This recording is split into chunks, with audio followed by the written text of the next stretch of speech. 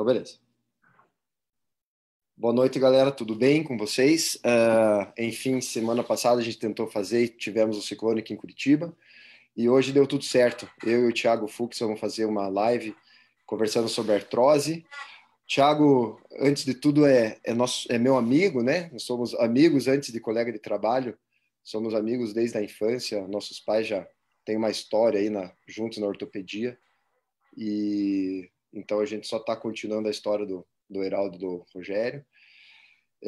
Thiago fez a residência no mesmo serviço que eu, depois nós fizemos HC, né, para quem não nos conhece, fizemos aqui o HC de Curitiba, depois fizemos cirurgia do quadril, também no mesmo serviço, né, sobre os cuidados do Paulo Alencar, e depois eu fui também fazer a outra especialização na cirurgia do trauma, enquanto o Thiago foi fazer especialização em cirurgia do joelho. Então hoje nós trabalhamos juntos, a amizade continua e além de tudo a gente trabalha junto. Operamos juntos, nos ajudamos, discutimos casos, tomamos decisões em conjunto. E claro que um sempre tenta completar ali a ideia. Acho que nós dois achamos que duas cabeças pensam melhor que uma, e quatro mãos na cirurgia normalmente funcionam mais que duas.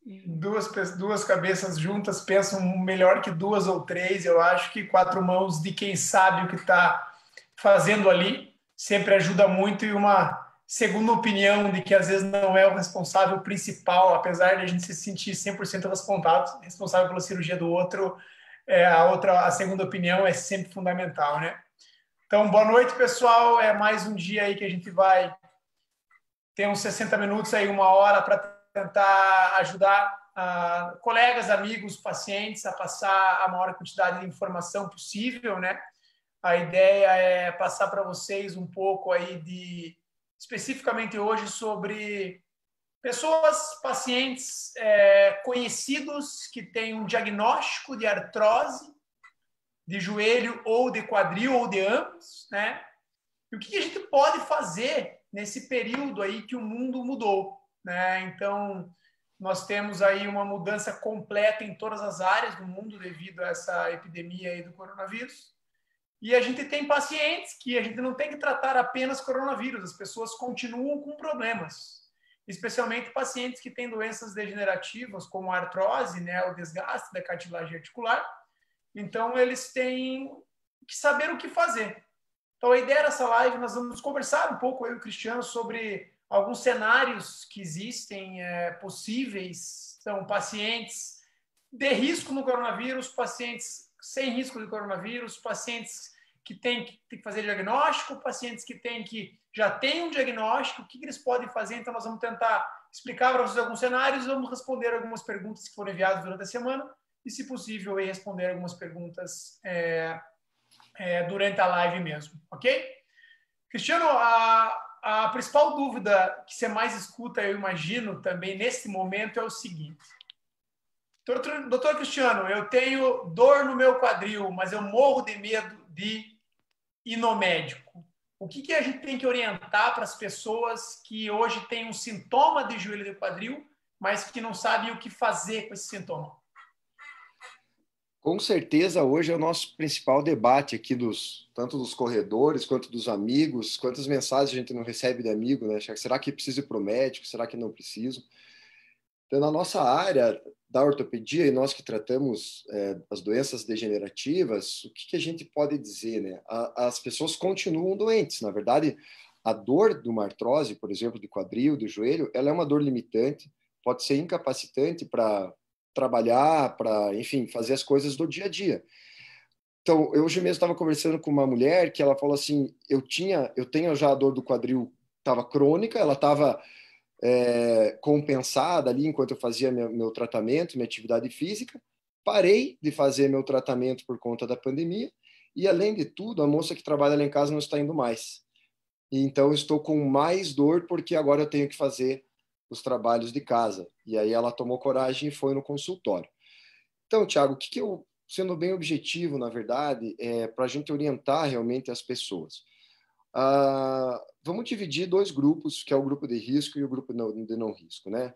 A gente sabe, eu fiz as alterações, você fez as alterações agora para a gente tratar os pacientes com mais segurança, sem dúvida nenhuma, nós dois alteramos as nossas agendas, espaçamos os pacientes. Paciente fora do grupo de risco, paciente tem 25 anos, com uma dor no quadril que não está deixando ele dormir, ele tem que ir ao consultório, isso não tem problema nenhum. Nós estamos usando máscara, a gente está usando álcool gel em tudo, o paciente não vai aglomerar lá no consultório, a gente está passando as consultas. Então, esse é um paciente que a gente pode, sem dúvida nenhuma, ver. E eu queria que você comentasse o paciente de grupo de risco, Thiago. Qual que é a nossa saída para ver aquele paciente, vamos por aí, acima de 65 anos, que tem as comorbidades, Sim. e que realmente é melhor não sair de casa agora?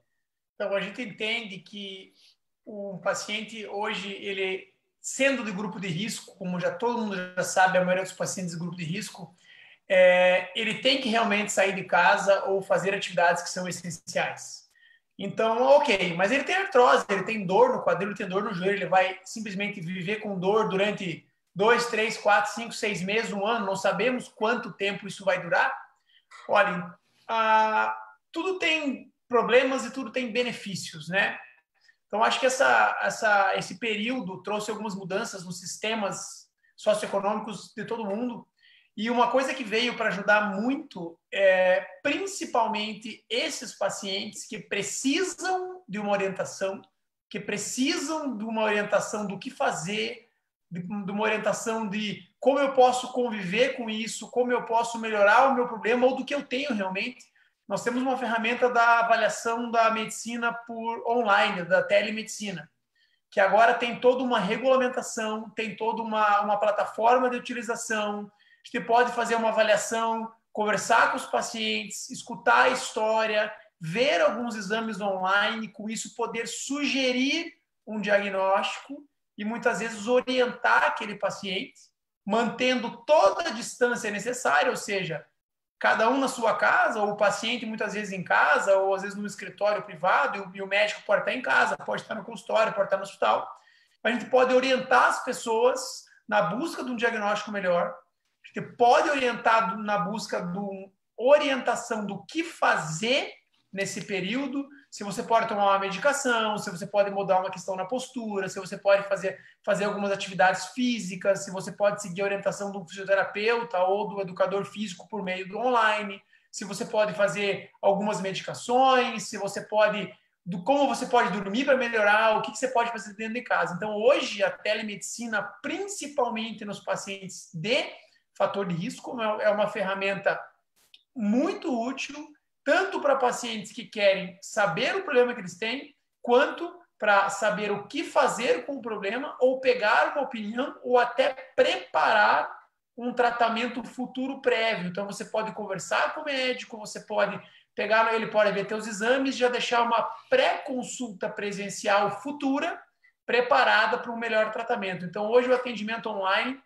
ele é regulamentado, muito bem utilizado e pode ajudar muito, principalmente essas pessoas que são fatores de risco aí para a contaminação e infecção pelo coronavírus, ok? Quando o debate começou, há algum tempo atrás, em relação à telemedicina, eu lembro a gente conversando, era alguma coisa que nos empolgava, mas incomodava ao mesmo tempo, Sim. Porque não tinha regulamentação, e a gente não quer fazer coisa que não tem regulamentação. Então começou o debate, a gente sabe que o mundo inteiro faz, então tem muitos países avançados que fazem a telemedicina, e a gente hoje se sente muito confortável porque existe a regulamentação. Então, hoje em dia, o Ministério da Saúde regulamentou. Para quem está nos assistindo e não sabe, tem algumas regras. Então, por exemplo, a consulta tem que ser gravada, a gente tem que ter um horário agendado, tem que ter prontuário médico. Então, não é uma simples conversa entre duas pessoas, dois amigos.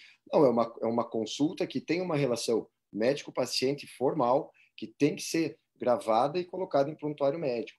Então, é importante que as pessoas entendam que às vezes eles querem consultar e querem uma solução.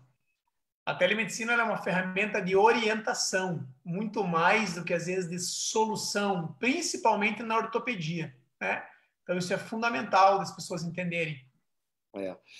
E aqui eu vou dar uma puxada, na verdade, para uma preocupação que a gente tem na sociedade do trauma, Thiago, a gente está conversando bastante, que é o paciente mais idoso, que ele está no grupo de risco para o coronavírus, e ele tem uma queda em casa e ele tem muito medo de sair.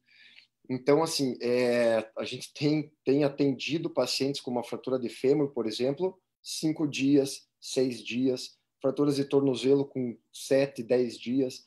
Então, assim, se você tem uma queda em casa, uma suspeita, assim, que é dor, inchaço, dificuldade de mexer, é fundamental que procure. Então, esse não tem como escapar. Isso pode ser uma emergência e o tempo que está correndo pode influenciar negativamente no tratamento também.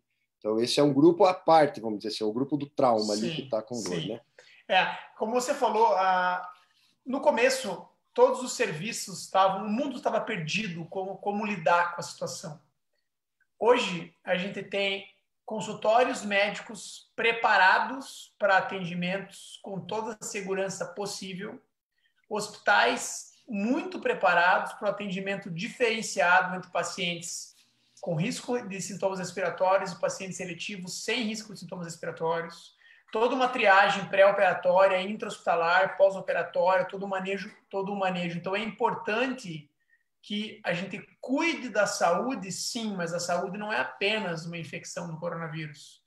Então, a gente sabe, por exemplo, a fratura do fêmur proximal do idoso é um exemplo muito clássico. Se você não tratar precoce, o resultado piora muito. Então, o medo, por exemplo, do paciente procurar um médico por se contaminar com o coronavírus, muitas vezes pode fazer com que ele tenha um pior resultado clínico muito maior, muito pior do que se ele não tratasse. Então, é super, super importante as pessoas saberem que é seguro ir em locais que estão cuidando, tomando os cuidados e as medidas necessárias, principalmente quando necessário. Então, dores incapacitantes, por exemplo, pacientes que têm artrose de joelho e de quadril. Artrose é uma doença lenta, de evolução lenta, ok? Então, o paciente sabe que ele tem sintomas há semanas, há meses, muitas vezes há anos. Agora, se aquele sintoma ele mudou muito rapidamente, subitamente, se o paciente ele caiu, ele teve um trauma, se ele teve um bloqueio de movimento, uma perda de mobilidade muito rápida ou uma dor muito intensa, isso é sinal que alguma coisa mudou. E se alguma coisa mudou muito rápido, isso é um sinal de alerta. Essa é a hora de procurar um especialista. Essa é a hora de você procurar ir no consultório médico. Se você não pode, você procurar um atendimento online. Então, é super importante lembrar dos sinais de alerta de que alguma coisa piorou. Existem pacientes de idade, por exemplo, que têm artrose, uma coisa chamada fratura por insuficiência, seja da cabeça do fêmur ou seja do joelho. Isso significa um osso um pouco mais fraco, que devido à carga, ele pode amassar, ele pode afundar, vamos dizer assim. E é aquele paciente que tinha uma dor crônica, uma dorzinha, ele convivia bem, ele estava aí no seu tratamento e de um dia para o outro ele piora demais a qualidade de vida, ele não consegue mais apoiar o quadril, ele não consegue mais apoiar o joelho, isso significa que alguma coisa mudou naquele momento. Esses sintomas de risco é muito importante que os pacientes procurem atendimento e não esperem muito, porque esperar muito piora muito o resultado. Então isso é super importante. Tem outra situação que a gente às vezes se depara, que é um pouquinho mais raro, mas são as infecções também. Então, o paciente vê que piora muito ali, isso é uma emergência. Então, eu estou andando razoavelmente. Daqui a pouco, eu senti que a minha dor aumenta muito, principalmente na hora de mexer meu quadril, meu joelho. O joelho fica vermelho, o quadril fica difícil de mexer. Isso também é uma emergência e tem que ir para o consultório médico ou para um pronto-socorro para procurar ajuda, porque também é uma emergência. Infecção também pode trazer problemas basicamente irreversíveis ali no quadril. A Ecleia perguntou aqui, mandar um beijo para a Ecleia lá de Ponta Grossa, se tem o tratamento clínico também para artrose, se é só cirúrgico. Então, eu vou começar a dizer sobre os tratamentos clínicos e o Thiago conversa sobre o tratamento cirúrgico.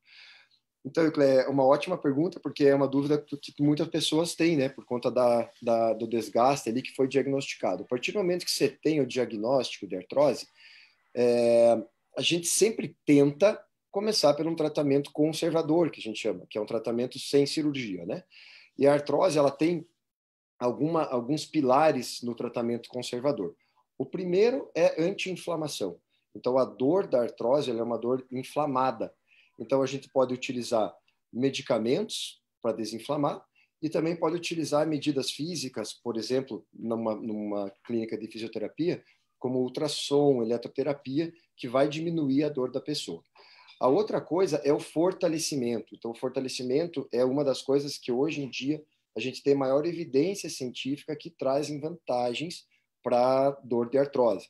Então, se você tiver com o teu quadril, com o teu joelho mais forte, com a musculatura ao redor mais forte, isso vai trazer uma estrutura melhor e que vai compensar essa falta, por assim dizer, da cartilagem. Terceira coisa é a diminuição de peso, por exemplo. Nos casos mais graves, a gente pode usar alguma bengala, alguma muleta, para tratar os pacientes de uma forma, claro que mais temporária. Eu não concordo com uso de muleta para sempre, em vez de operar. Talvez num paciente que não tenha condição clínica de operar, isso pode ser uma opção, mas não acho que seja a opção melhor. Se você tratou 3 meses, a qualidade de vida não melhorou, você tem limitações funcionais para as suas atividades do dia a dia, ou mesmo para o teu trabalho, aí tratamento cirúrgico, que o Thiago vai comentar como é que faz o tratamento cirúrgico para artrose. Então, assim, é super importante as pessoas entenderem que a artrose ela é uma doença evolutiva, é uma doença progressiva que tem geralmente associada a algum fator de risco, né? E na avaliação inicial, para a gente optar por qual tipo de tratamento, é importante a gente juntar o que o paciente ele nos conta, a história, é importante a gente juntar o que a gente vê no exame físico e o que a gente tem de exames de imagem para juntar esse conjunto de fatores e chegar numa graduação. Qual é o grau daquela artrose do paciente e quanto aquela artrose ela prejudica a qualidade de vida daquele paciente. Porque tem pacientes que têm artroses avançadas, com pouca limitação da qualidade de vida, como o Cristiano falou, mas tem pacientes que têm artroses pequenas, porém grande limitação. Então, não se trata a artrose e se define o tratamento apenas pelas imagens ou apenas pelos sintomas, e sim pelo conjunto de coisas. Então, assim, inicialmente, a maioria dos pacientes realiza um tratamento conservador, né? Então, essas medidas são importantes. E aí a gente passa para as que a gente chama dos tratamentos um pouco mais, vamos dizer assim, invasivos, que eles podem ser desde tratamentos com infiltrações, com injeções, com algumas medicações protetoras, anti-inflamatórias, buscando um tratamento paliativo, até cirurgias maiores, como uma substituição da articulação, que é uma prótese de quadril. Então, a artrose em si, por enquanto, ela não tem cura. O desgaste da cartilagem articular dos dois lados da articulação, que é a denominada artrose, ela não tem cura. Ela tem, na verdade, uma tentativa de se estabilizar ou de frear os sintomas e de se ganhar tempo e qualidade de vida. Então, em alguns pacientes com artrose inicial, principalmente pacientes bem jovens, com diagnóstico de fatores de risco, como, por exemplo, o impacto femoroacetabular, eles podem ser candidatos a cirurgias preservadoras, como a artroscopia do quadril, com uma tentativa de melhora dos sintomas e de prolongar a qualidade de vida e os sintomas desse paciente praticando atividades físicas, ok? Outra opção de tratamento, por exemplo, em pacientes que têm artrose inicial, porém já têm um diagnóstico de uma artrose um pouco mais avançada, eles têm uma idade, por exemplo, acima de 40, 45 anos, eles têm já uma lesão de cartilagem, já têm sintomas um pouco mais avançados, a cirurgia preservadora, por exemplo, da artroscopia, ela já não tem tanto resultado. Mas são pacientes muito ativos, pacientes que praticam atividade física já ainda mais intensas, que são muito jovens. Então, eles não são bons candidatos a uma cirurgia preservadora, como a artroscopia, mas eles também não são ótimos candidatos ou não têm sintomas ainda tão intensos que prejudicam a qualidade de vida deles, ou não tem, por exemplo, perda de mobilidade tão grande, ou são muito jovens e querem tentar alguma medida paliativa. Então, hoje existem as terapias, vamos dizer assim, viscobiológicas ou as infiltrações e algumas medicações no quadril, e o que mais se usa, mais estudado hoje no mundo é o ácido hialurônico, que ele tem como objetivo principal o alívio dos sintomas, porque ele é uma medicação que é anti-inflamatória.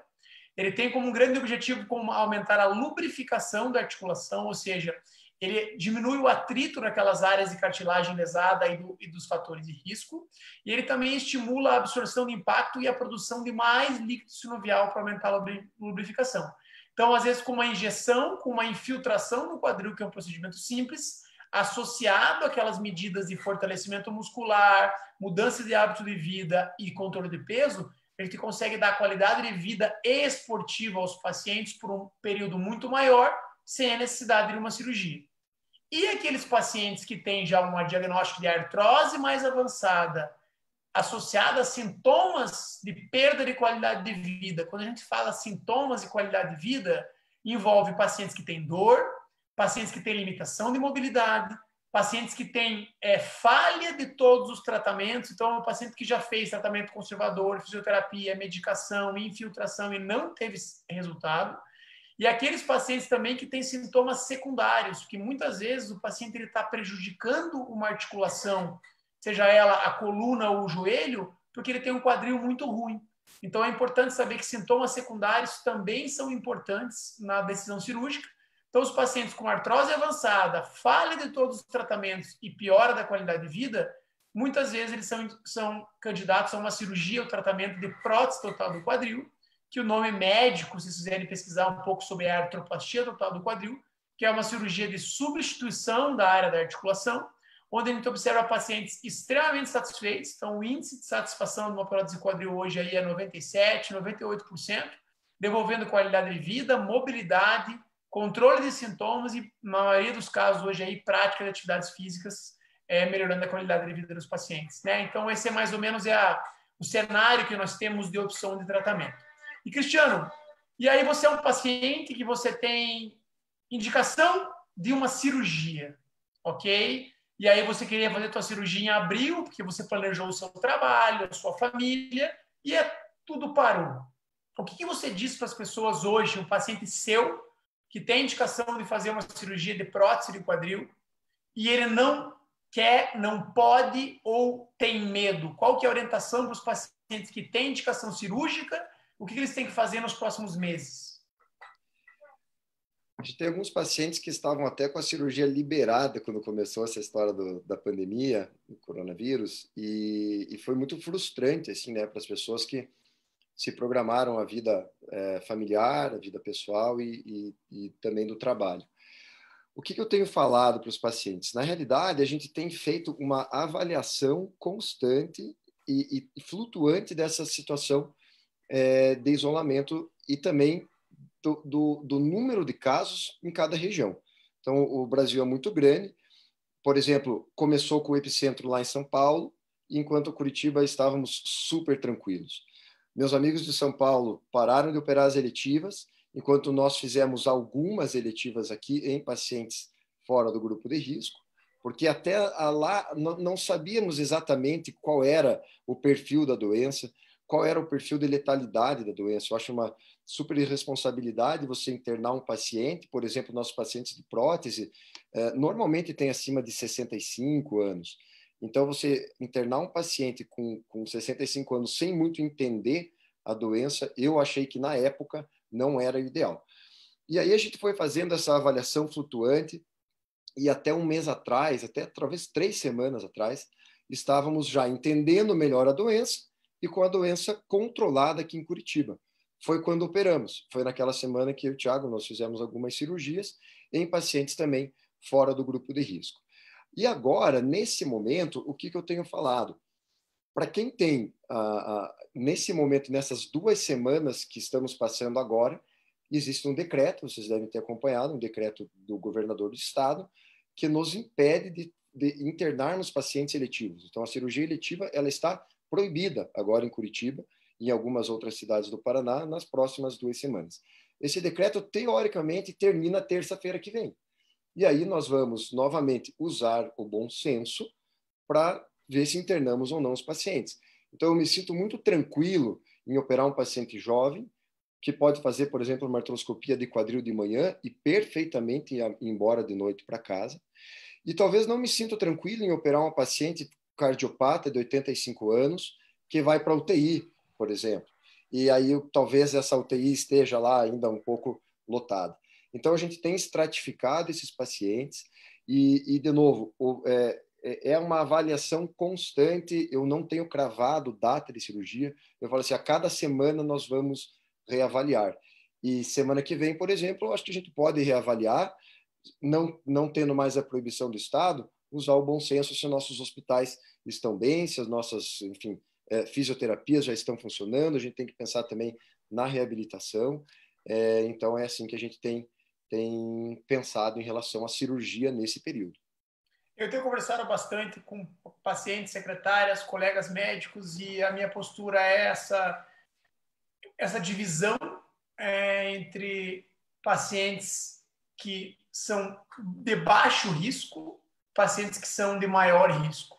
Então, por exemplo, pacientes que vão fazer cirurgias pequenas, que vão fazer, por exemplo, uma artroscopia de quadril, pacientes que vão fazer uma infiltração de quadril, seja no consultório, ou seja no hospital, eles podem se programar, desde que as coisas estejam andando bem, o bom senso, para realizar um tratamento durante esse período.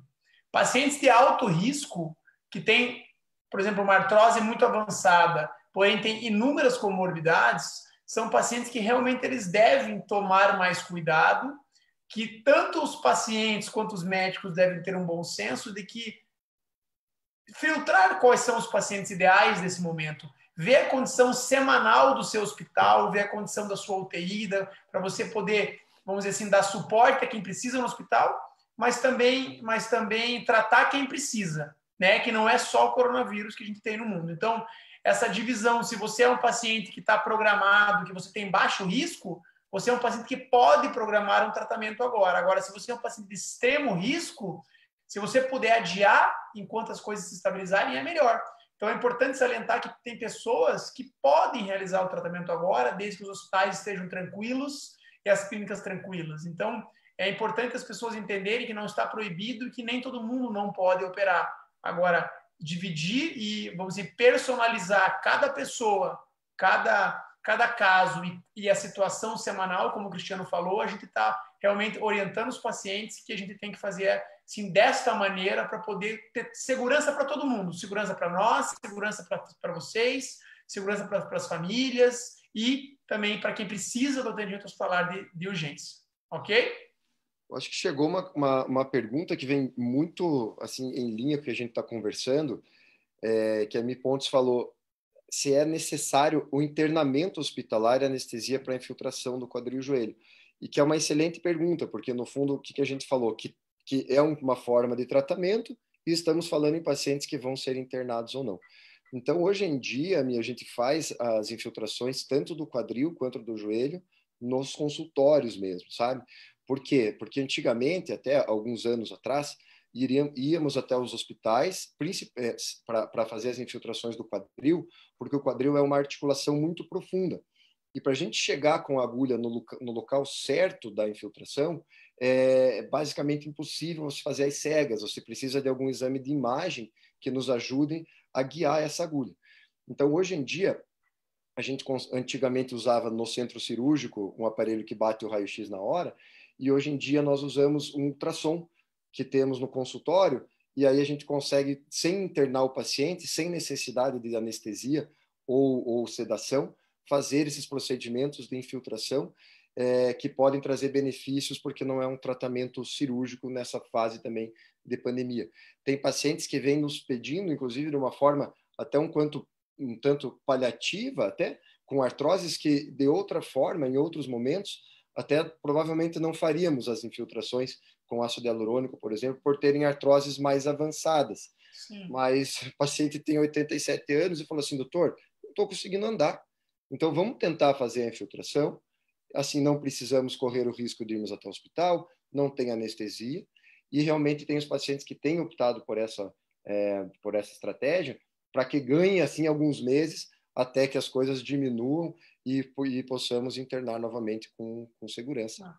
A gente até conversou entre nós aqui, entre dois médicos, colegas de trabalho, que, a minha opinião, a única coisa que proporcionalmente aumentou nos últimos 3, 4 meses foi o número de infiltrações de ácido hialurônico no joelho e no quadril.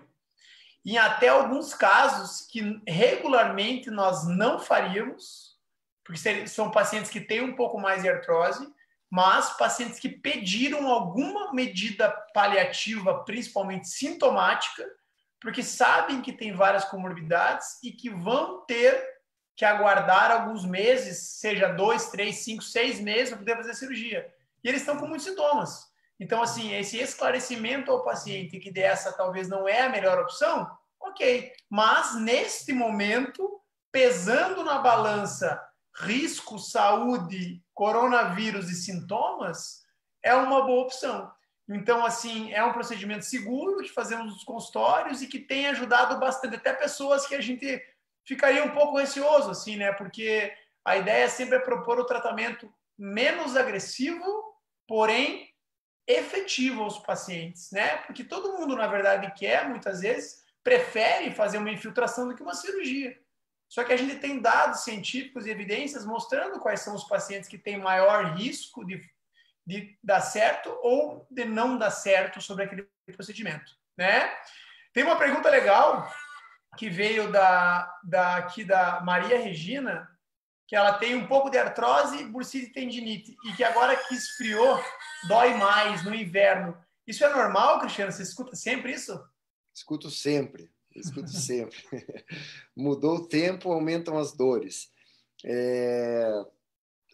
Assim, ó, parece que o aumento do frio traz uma contratura muscular, talvez até involuntária, que pode aumentar as dores. Então, pessoas com prótese, pessoas que têm implantes e mesmo pessoas que não têm, somente inflamações, alteram o tempo para chuva, para frio, e isso aumenta, sem dúvida, a dor. Então, é uma pergunta que chega bastante mesmo para a gente, e é bastante comum a gente ver que acontece isso, provavelmente pela contratura. Por isso que algumas formas de calor superficial, como eu vi que o Vander comentou ali, infravermelho, e mesmo em casa, mesmo podendo fazer compressas mornas, são medidas que muitas vezes melhoram essas dores da bursite, da tendinite, porque faz um relaxamento da musculatura, aumenta a circulação local, e isso pode trazer algum efeito terapêutico para os pacientes. Um dos pontos que nós queríamos conversar, aproveitando aí a participação do Vander, o Vander De Luca é um parceiro fisioterapeuta nosso aí, muito frequente na nossa vida, ajudando a tratar tanto os pacientes não cirúrgicos quanto cirúrgicos.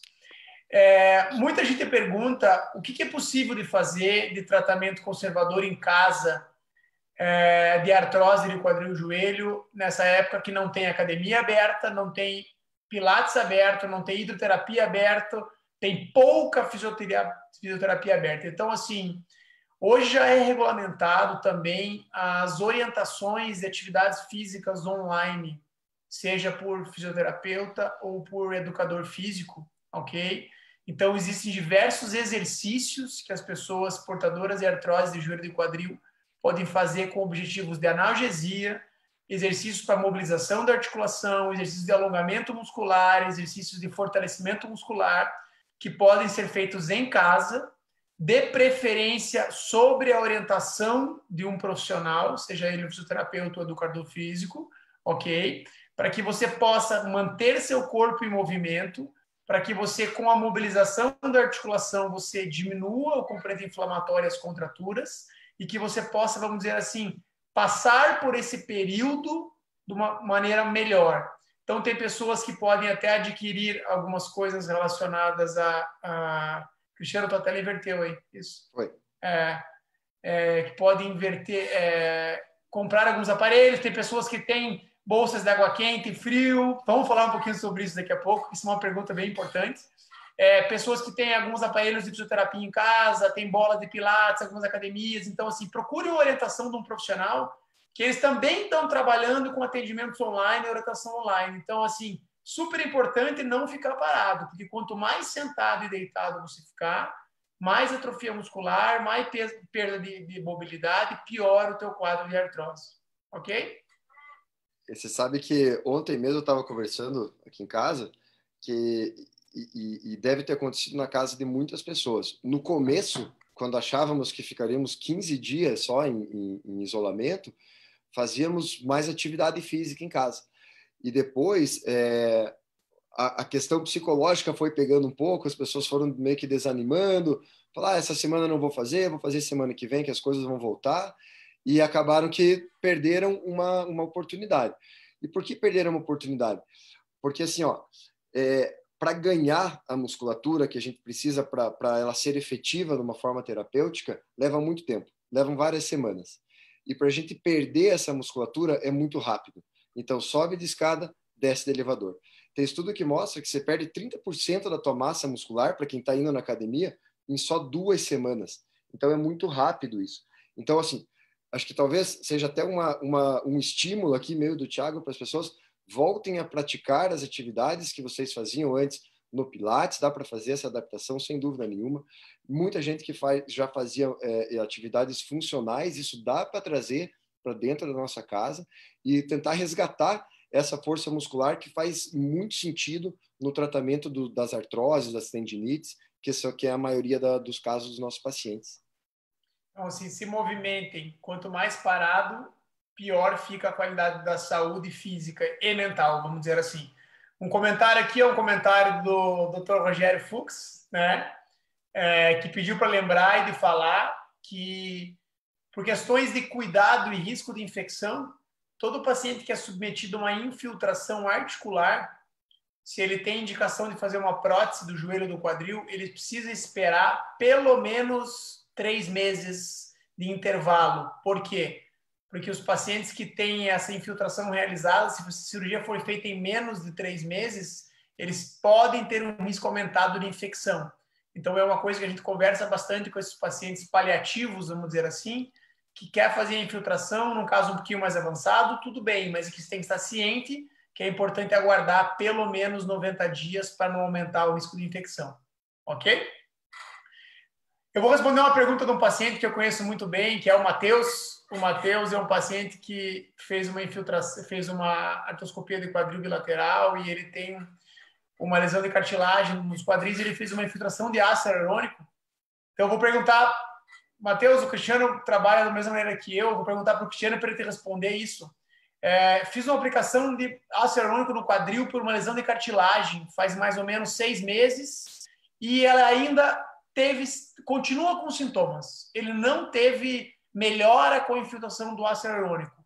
Ele pode fazer de volta se ele não teve sintomas, se ele não teve melhora, quanto tempo ele deve esperar, ou qual é o intervalo que você repete uma infiltração? Boa pergunta. O que a gente vê, na verdade, na prática e o que os estudos mostram, né? Que provavelmente a primeira injeção seja mais efetiva, de maior eficácia.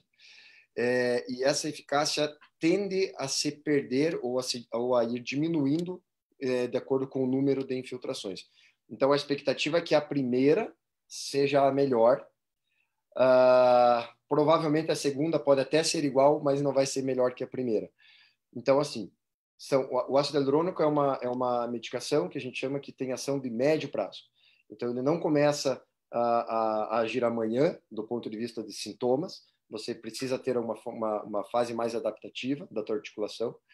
E a meia-vida do ácido hialurônico dura mais ou menos entre 4 e 6 meses, que é o tempo de ação.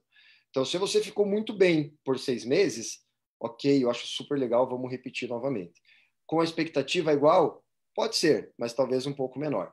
Agora, se você não teve melhora na sua injeção, que você fez uma só, do ácido hialurônico, a gente normalmente não recomenda tentar novamente.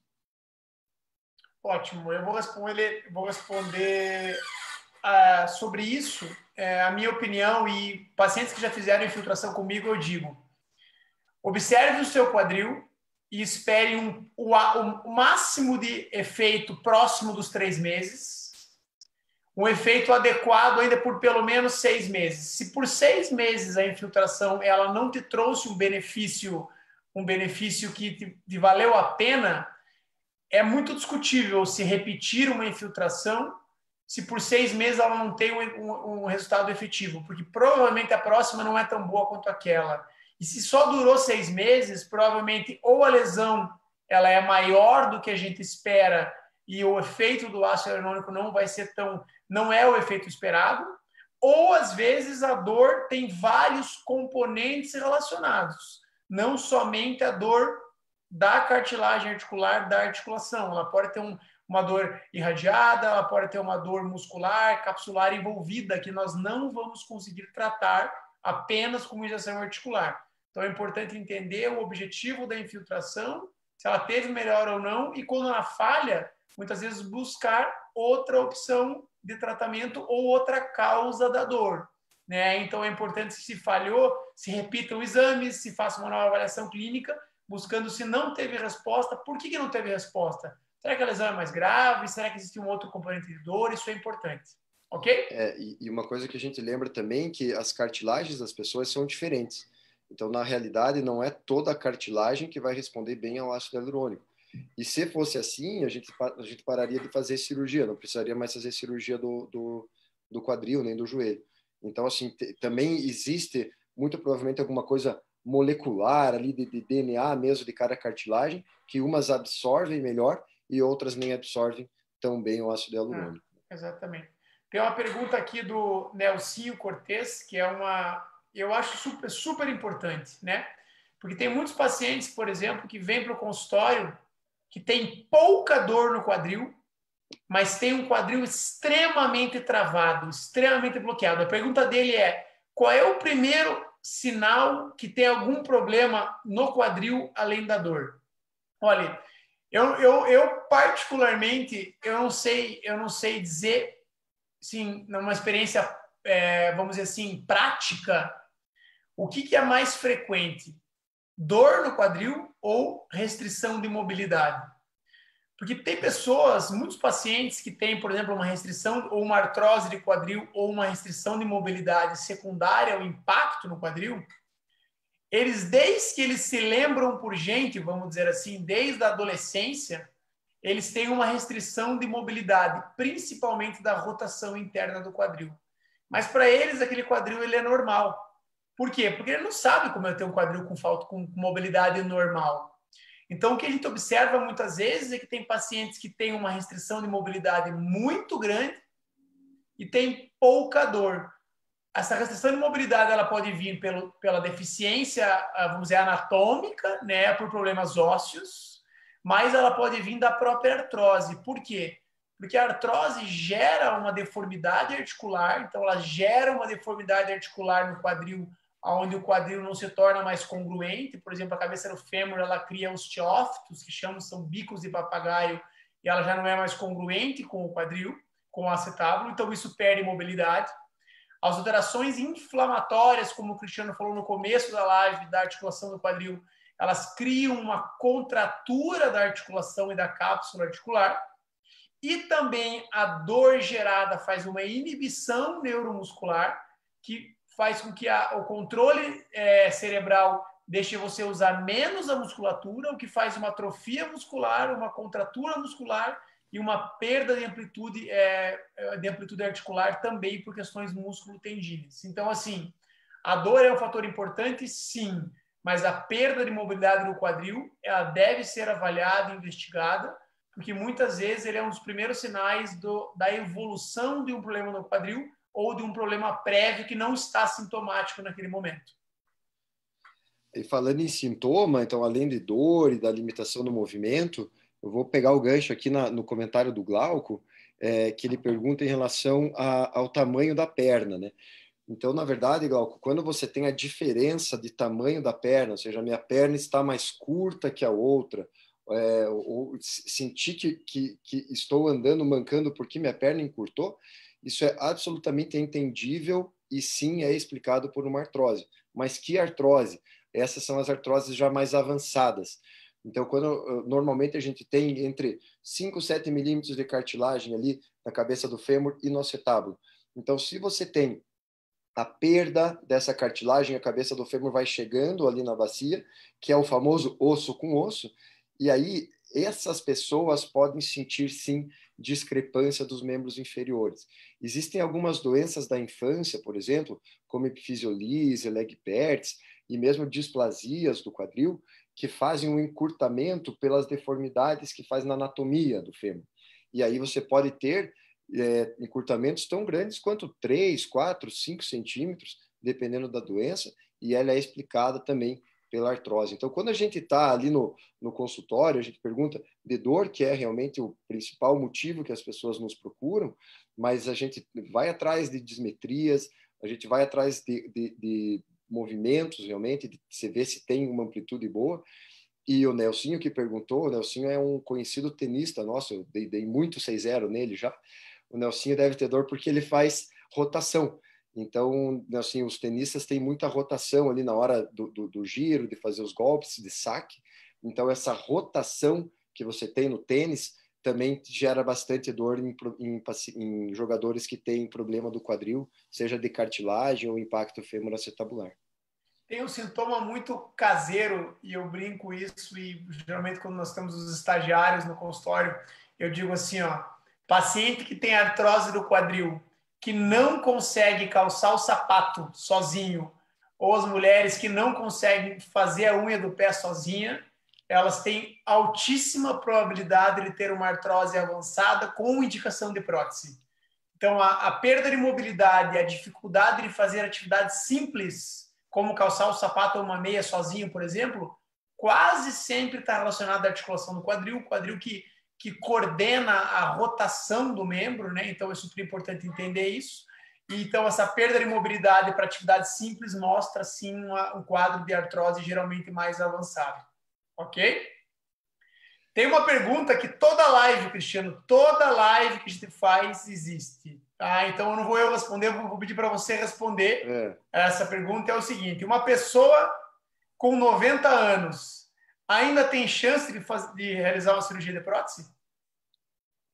Essa pergunta é muito boa, né? Sim, a resposta é que sim. Por quê? Porque a forma atual, a forma moderna que a gente olha para a medicina, não é a forma da idade cronológica da paciente. Então, para mim, não interessa muito se você tem 90 anos ou se você tem 60 anos.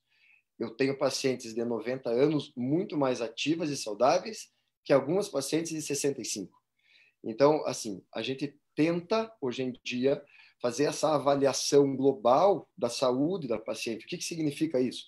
Atividade, então, grau de atividade. O paciente sai para o mercado, viaja com a família, faz esporte, é uma paciente super ativa. E graus de comorbidade. Então, a paciente, e eu vou falar, eu sempre converso isso com o Thiago. A gente tem alguns pacientes que fraturam o fêmur com 100 anos. Nós devemos ter, Thiago, uns 5 pacientes que a gente tratou de fratura de fêmur com 100 anos. São normalmente melhores que os pacientes de 70, 75.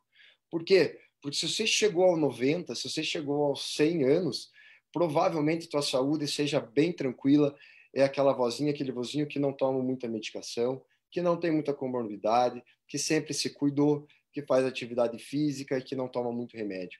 Então, esses pacientes são aptos, sim, a fazer qualquer cirurgia. Agora, se você pega um paciente, infelizmente a gente tem casos, então, 4 stents no coração com 60 anos, transplantados renais, são pacientes que acendem já um sinal de alerta. A gente não está dizendo que não pode operar, mas sem dúvida fazemos uma avaliação pré-operatória muito mais detalhada.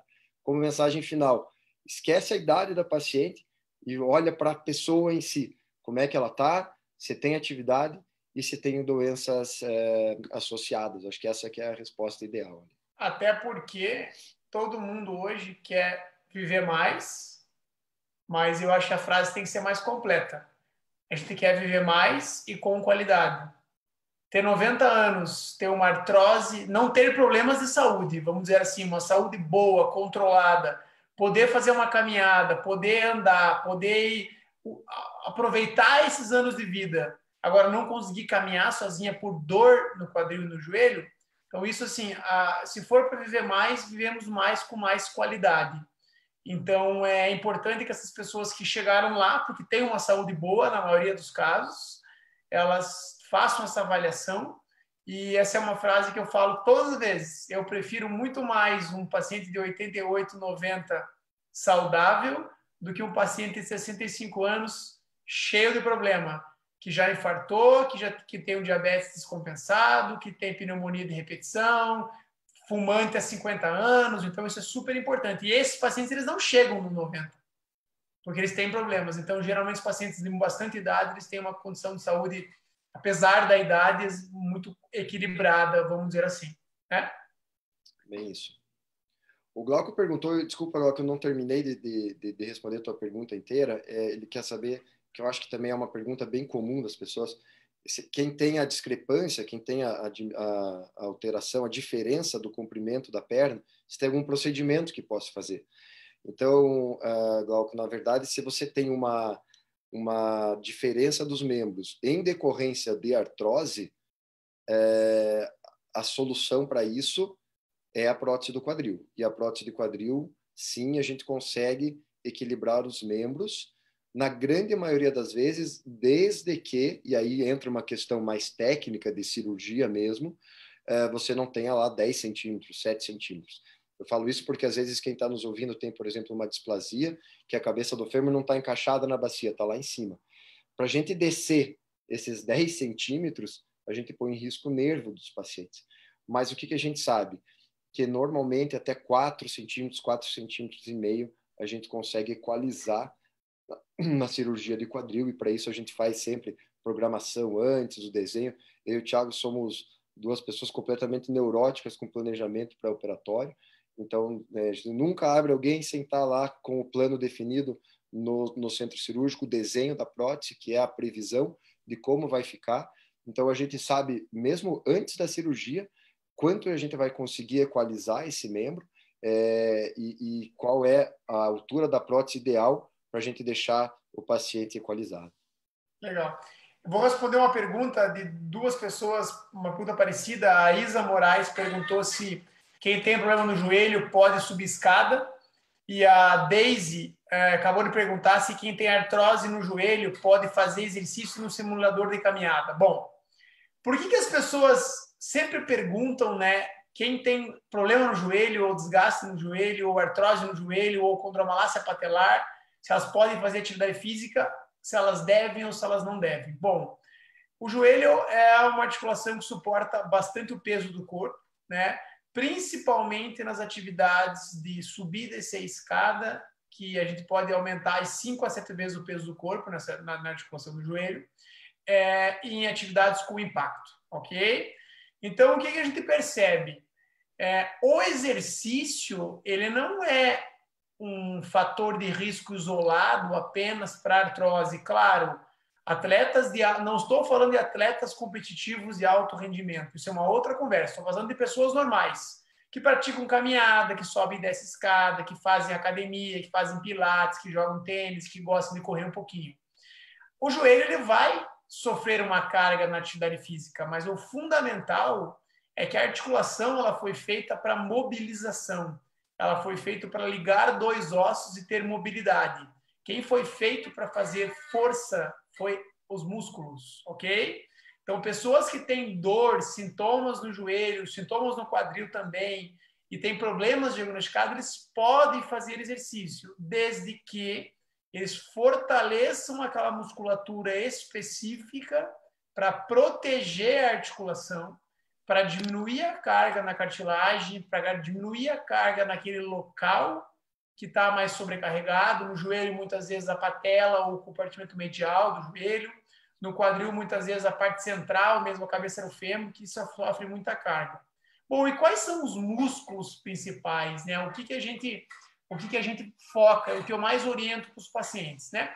No joelho, a gente sempre lembra de fortalecer a coxa, de evitar atividades com extremo impacto ou com muita flexão acima de 90 graus, mas a gente sabe que um dos principais músculos do joelho também é a musculatura abdutora e rotadora externa do quadril. Então, se você tem um problema no joelho, é muito importante fortalecer a musculatura do quadril, principalmente pacientes que têm artrose do joelho ou sobrecarga na cartilagem da patela. Então, é fundamental preparar a musculatura e não esquecer da musculatura estabilizadora do quadril para não sobrecarregar o joelho. E no quadril, tá? Também é super importante que a musculatura esteja compensada, porque se a musculatura está forte, vai menos carga para a cartilagem do quadril. Então, se você tem um problema no quadril, você tem um impacto, você tem uma lesão de cartilagem, você tem uma artrose, se você tem a musculatura mais forte, você sobrecarrega menos. E no quadril é muito importante os músculos rotadores externos e posterolaterais, os abdutores, Mas é muito importante também o conjunto da musculatura do core, que é um conjunto de músculos do abdômen, da região pélvica, da musculatura da lombar, da coxa da parte anterior e posterior, para que isso trabalhe em conjunto e diminua a carga sobre a articulação do quadril, para você poder fazer atividades físicas e não sobrecarregar, criar um problema ou prejudicar um problema. Tá? Então, isso é super importante. Ok? Show de bola. O que eu sempre falo é cintura pélvica, assim, para os pacientes se lembrarem de uma forma resumida e simples, assim, a cintura pélvica é abdominal, é glúteo e é paravertebral. E aí e o teu preparador físico, o teu educador físico, o teu fisioterapeuta vai saber como trabalhar isso que o Thiago falou do core, é fundamental para ter um bom equilíbrio pélvico. Tudo bem? Bom, Thiago, eu acho que estamos com 1 hora aí de live, foi super legal o papo, cara, foi muito produtivo mesmo. Eu acho que tirar dúvidas das pessoas numa fase que está todo mundo em casa é muito gratificante. Dizer que foi um prazer aí estar com você nessa live e espero que a gente faça mais. Eu acho que podemos combinar mais para bater um papo aí com todo mundo. Teve super interação, foi super participativo. Então, pessoal, boa noite a todos. Vou passar a bola para o Thiago dar um tchau para vocês. Agradeço aí a participação. Acho que a gente já sempre discute casos, às vezes, de uma forma mais técnica, que foi legal que a gente discutiu de uma forma mais ampla e mais aberta para as pessoas, né? Agradeço a todos aí que participaram. Espero ter respondido ou ajudado a vocês, todos que ouviram aí, a tratar o seu problema, a ter mais informação, que essa informação, pacientes bem informados, pessoas bem informadas têm melhor resultados, melhor qualidade de vida. Né? Então, nós vamos responder algumas perguntas ainda durante a semana. Se quiserem saber mais sobre joelho e quadril, então visitem as nossas redes sociais, tanto nossas do Instituto Fux quanto do Dr. Cristiano Saliba. Visitem o site, visitem o site, visitem o Facebook, o Instagram, que a gente vai ter aí uma grande interação e buscar informar e tratar vocês da melhor maneira possível. Ok? Uma boa noite a todos e uma boa semana. Tchau, tchau. Uma boa noite a todos, boa semana. Tchau, tchau. Valeu, tchau.